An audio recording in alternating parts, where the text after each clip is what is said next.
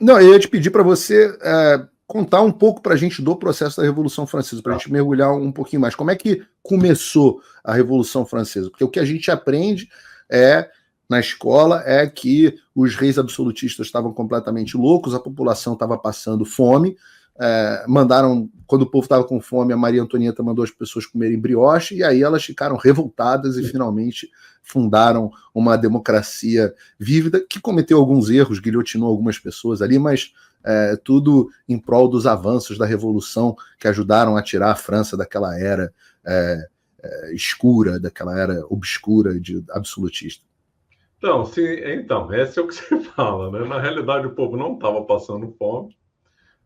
Naquela época, havia em todo lugar problemas, né, de tempos em tempos com distribuição de alimentos. Isso era uma coisa geral, por causa da dificuldade de comunicação. Então, todo lugar, em todo tempo, sempre haviam problemas na Europa de distribuição de alimentos, podia ter alguma fome em algum lugar, mas não era assim uma coisa generalizada por um trabalho negligente da nobreza, etc. Na época da França, infelizmente, o rei francês era um rei fraco, o Luís XVI, né, era um rei fraco. Se fosse igual outros reis, não tinha havido revolução francesa. A França estava passando por uma crise econômica, por causa de envolvimento em guerras, inclusive a guerra da independência dos Estados Unidos, que a França participou, aliás, outro mito também que depois a gente pode abordar. E aí, então, houve a convocação de, primeiro, uma reunião na área econômica para tentar resolver os problemas. Não deu certo. E aí o rei acabou convocando os Estados Gerais, que era uma prática comum na Idade Média, mas que não havia uma previsão legal. Diga. Eu tinha essa confusão sobre os Estados Gerais. Deixa eu aprender aqui. O que era esse negócio de Estados Gerais? Porque o que a gente aprende é que na Idade Média o rei mandava, as pessoas obedeciam e estava acabado. O que era esse negócio de Estados Gerais? Então, primeiro vamos separar a monarquia da Idade Média da monarquia do absolutista. A monarquia da Idade Média, ao contrário do que é divulgado, era altamente descentralizada. Então, havia vários corpos intermediários que contrabalançavam o poder do rei. Duques, nobres, duques, condes, marqueses, etc. Haviam ordens militares religiosas que também faziam um contraponto, principalmente na Península Ibérica. Havia a igreja, que era um outro forte contraponto ao poder da nobreza. Tem uma lenda que na Idade Média havia, então, o rei que mandava e todo mundo abaixava a cabeça, nada. E havia uma forma de representação, diferente da de hoje em dia, por voto direto, era uma representação por determinadas classes sociais. Então, tinha representantes da nobreza, representantes do clero, representantes da burguesia, das corporações de ofício, de pastores, de camponeses. Opa, desculpe interromper o seu vídeo, mas desde 2022 eu continuo com as contas bloqueadas e o passaporte cancelado pelo Xandão. Se você aprecia o meu trabalho e tudo que eu faço pela liberdade de expressão, tem um lugar onde você pode se tornar meu apoiador com uma pequena quantia por mês. Acesse www.paulofigueiredoshow.com e torne-se meu apoiador, e aí você vai receber conteúdos exclusivos e desconto nos meus cursos. Ou então você pode se tornar meu patrono Gold e passar a me pautar, tem reuniões comigo, você entra para o meu grupo de WhatsApp, que eu uso sempre. O link para tudo isso está aí na descrição. Que então se reuniam de tempos em tempos para resolver determinados problemas. Esse é o Estados Gerais. Então, e como é que funcionava o processo legislativo? Como é que acontecia isso na Idade Média, já que a gente entrou aqui? É que hoje em dia a sociedade é muito diferente, né? Porque hoje em dia há uma necessidade de legislar. Cada hora tem uma lei diferente, então você tem necessidade de ter um parlamento para gerir as leis, ou seja, um parlamento para ficar aprovando leis, etc. Antigamente, o direito não era fundado em lei escrita. Lógico que tinha lei escrita, óbvio, mas não era totalmente lei escrita. Havia costumes. Então, boa parte do direito medieval, a maior parte, era o direito consuetudinário, um direito consolidado ao longo dos séculos, que era feito pelos costumes, então não era lei escrita. Então não havia necessidade de ter um parlamento permanente, porque as coisas eram regidas pelo costume. Então, por exemplo, corporações de ofício foi surgindo naturalmente. Ninguém pôs uma lei, olha, a corporação de ofício agora é regida por tais e tais artigos. Ela foi surgindo naturalmente e ela se regulou, se autorregulou com base nos costumes. Mesmo a república que a gente teve de fundação nos Estados Unidos não tinha um parlamento permanente, né? Ela tinha sessões do Congresso, como o Texas ainda tem. O Texas não tem um parlamento, a Assembleia do Texas se reúne para sessões e as pessoas vão cuidar das suas vidas, né? Todo mundo tem sua profissão, volta lá para a sessão, e não é o político profissional em sessão contínua que o Estado moderno... É correto. Aliás, esse é o correto. Essa visão de político profissional também é uma coisa recente.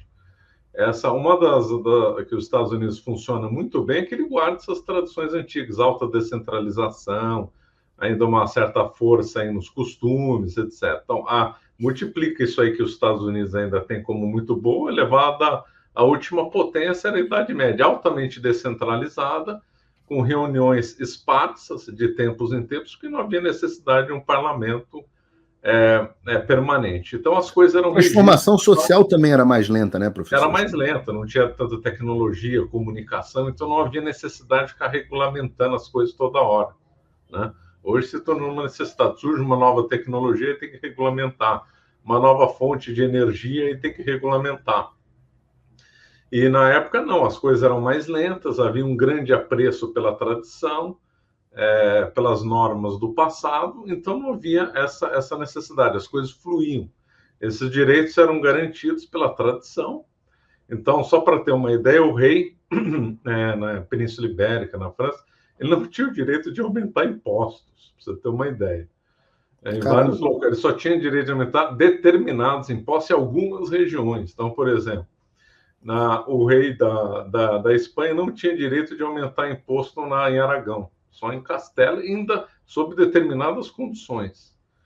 Em relação ao País Basco, então, o País Basco, a única relação que ele tinha em relação ao rei da Espanha era mandar soldados para a guerra. Nem tributo recolher uma miséria de tributo. Então eu fico confuso. Como é que isso culmina, por exemplo, na Revolução Gloriosa, na Carta dos Direitos? Como é que isso culmina nisso? Então, aí, a partir da Idade Moderna, no Renascimento, começou a sofrer uma série de transformações a Europa inteira. Aquela descentralização que havia começou a desaparecer. É o que a gente aprende na escola da aliança dos reis com a burguesia, né? Isso, então, surgiu uma classe, já tinha antes, né, os burgueses. Burgueses é porque moravam em burgo, né? A Idade Média, no século XI, já começou a ter uma ascensão das cidades. Essas cidades cresceram, né? Progrediram bastante e surgiram os burgueses, que eram negociantes dessas cidades. Daí o nome burguês. Essa classe social da burguesia começou a ter muita força, né? Muito dinheiro, né? Ao longo da Idade Moderna, essa burguesia começou a fazer um contraponto com a nobreza intermediária, ou seja, não em relação ao rei, mas em relação a duques, condes e tal. E o rei, então, começou a fazer uma aliança com essa burguesia e a nobreza começou a perder forças em todo lugar, desde Portugal até passando por França, Inglaterra e tudo. Então, esse jogo... Essa nobreza, professor, desculpa te cortar, mas isso é muito interessante, né? Para entender de onde vem a ideia de nobreza. O cara não era nobre só por um título familiar. De um modo geral, esses nobres ganhavam esse título de nobreza por ter agido de forma nobre, defendendo os seus povoados. Estou correto, não? Correto. Isso é uma coisa que vem desde o final do Império Romano, com as migrações bárbaras e guerras intermináveis, tanto guerras entre eles, né, entre as nações que iam surgindo, né, na Europa como fora também, contra, por exemplo, a invasão dos mouros, que eram os islâmicos, invasão dos vikings, invasão dos magiares, que depois eram os húngaros. Eles então tiveram que organizar a sociedade de alguma forma. Olha, alguém tem que trabalhar no campo. Aí então era o terceiro estado, era aqueles que davam então o suor do trabalho. Ora, alguém tem que rezar, eram os padres e a igreja. Ora, alguém tem que dar sangue nas guerras, esses eram os nobres. Então, o nobre, ele tinha obrigação de lutar e a nobreza surgiu de necessidade de lutar. Não foi assim uma nobreza, agora você tem o título de coroa. Não, O título era um reconhecimento do sacrifício de sangue que aquelas pessoas... deram.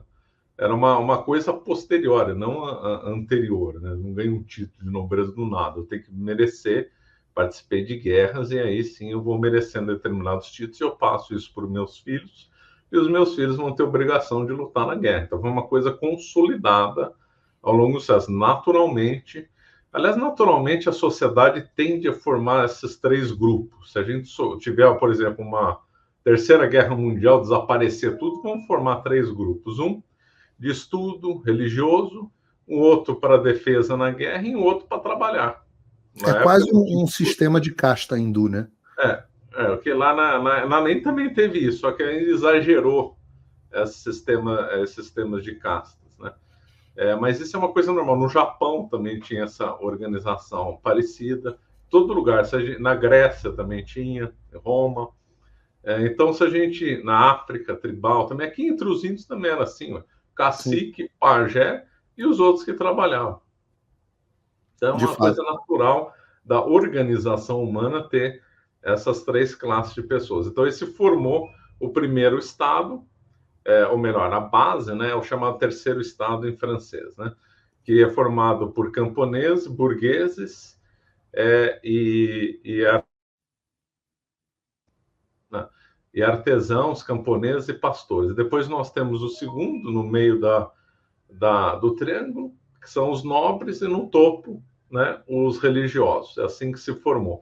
Ao longo da Idade Moderna, ou seja, depois do ano 1500, a coisa começou a mudar. Essa nobreza perdeu força e a burguesia começou a ascender. Isso aí gerou as revoluções inglesas, até que o rei perde totalmente o poder, e o parlamento, muito ligado à burguesia, atividade de ultramar, comércio, etc. Então, ganhou o poder lá na Inglaterra a partir de 1681, e aí a Inglaterra está assim desde aquela época, né? No continente, né, na França, nós vemos um fortalecimento, então, do poder do rei, principalmente no tempo do Luís XIII, com o famoso cardeal Richelieu. Richelieu, então, fez uma aliança com a burguesia em detrimento da nobreza. E aí, na sequência do Luís XIII, tivemos o Luís XIV, o rei Sol. Luís XIII foi mais ou menos que ano, professor? 1600 e alguma coisa. Foi o rei do tempo dos Três Mosqueteiros, né? Ah, legal. Os mosqueteiros existiam, não existiram aqueles três lá da novela, do romance do Mas, né? Mas a figura dos mosqueteiros existiam, era uma guarda extremamente bem treinada e tal. Então, nessa época... Enquanto gostei desse paralelo, enquanto estava a Revolução Gloriosa, etc., e parlamento, o Estado de Direito começando a nascer na Inglaterra, você tinha no continente, na França, os Três Mosqueteiros, etc., e a França seguindo meio que uma direção mais em direção ao absolutismo, diferente. Então, era bem diferente da Inglaterra. A Inglaterra estava com um parlamento forte, e a França nem tinha, né? Eram os três estados que eram reunidos de tempos em tempos. E Portugal e Espanha estavam num caminho mais absolutista também. Foi o tempo do Dom João V, foi o tempo de outros reis que concentraram poder na Espanha também, como Filipe IV, por exemplo, e outros. Então, nós vemos essa tendência de fortalecimento do poder do rei, infelizmente, né? E, paralelo, houve uma mudança também na visão do direito também. Começou a se ter um apreço maior pela lei escrita também, em detrimento dos costumes, né? Que é como era em Roma, não? Roma, o direito romano era mais baseado na lei escrita. Tem essa ideia de que o direito romano era mais baseado na lei escrita, e o direito medieval, e anglo-saxônico também muito forte, mais baseado na lei comum de costumes. Roma, no começo, era baseada nos costumes. Depois se legislou, né? Então, o Código de Justiniano, o Corpus Juris Civilis, é uma coisa tardia no direito romano. O direito romano,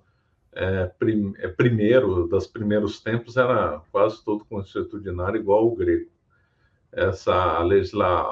A legislação em Roma surgiu depois, né? E o Corpus Juris Civilis é bem tardio. E é uma tendência também, depois que a sociedade começa a se cansar, ela tende a escrever. É curioso, aconteceu na Grécia, em Roma, nas nações europeias, é uma coisa curiosa ainda. No mundo moderno está com uma obsessão de ficar escrevendo leis em detrimento de costumes e hábitos das pessoas, uma pena.